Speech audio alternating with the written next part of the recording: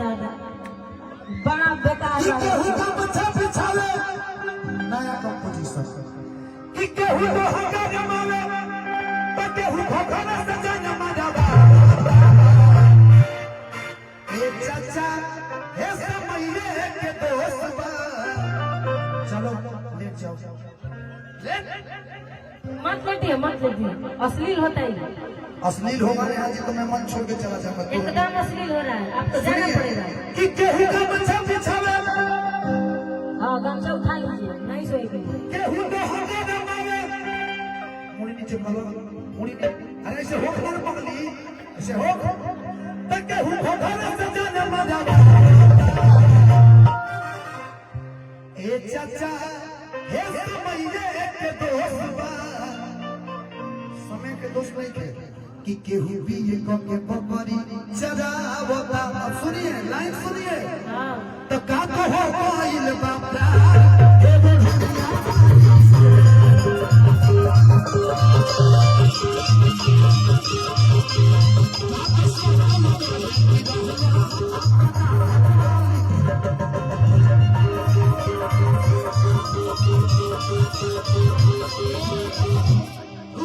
आप लोग फोकस कीजिएगा, फोकस कीजिएगा। कितने लोग होते का पहले मारते हैं भागा तके हु पतुकी में पतुकी तके हु पतुकी में पतुकी लड़ा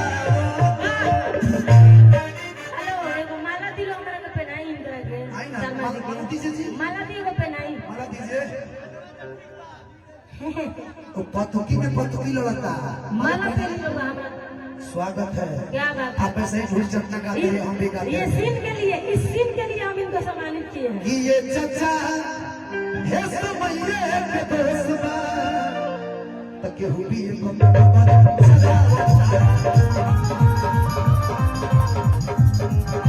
आज देवला भी चाचा आज भरे भील का थोड़ी जानी छिल जा क्या बात है। ए राजा राजा राजा तोरे जम समाजा उठालो पानी तोरा बचाई तुम्हारा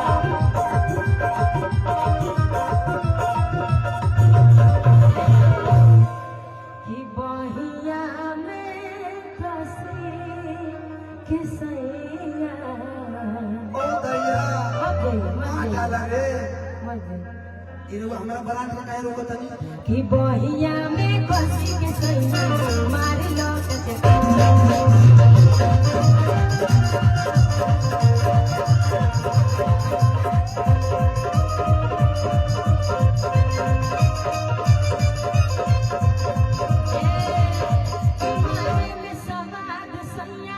सुखी सुखी भइल डोरा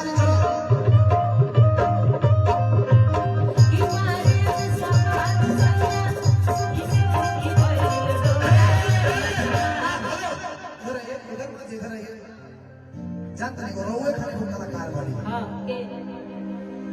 नाम कौन करना को रानी अच्छा जानते नहीं कौन करने पहले वाली है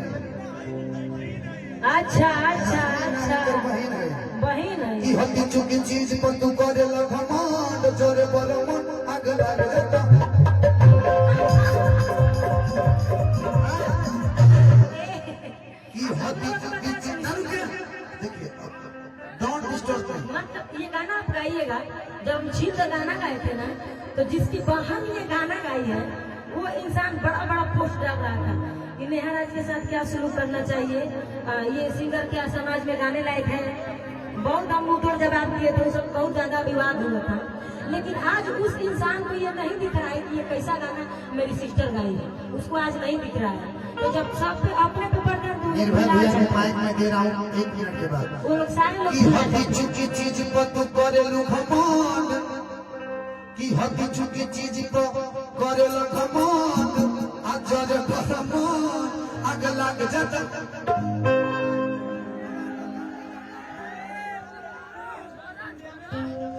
ना अरे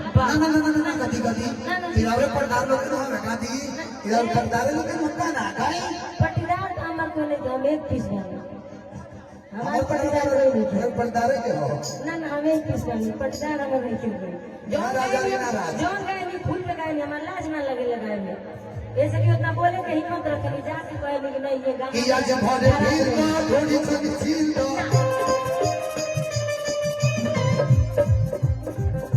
मैं भाई गिरे नो दहिया के बड़ा खबर बड़ा जा भाई गिरे नो दहिया के बड़ा खबर बड़ा जा भाई बादल भाई बादल नरियल भोरे को मैया रे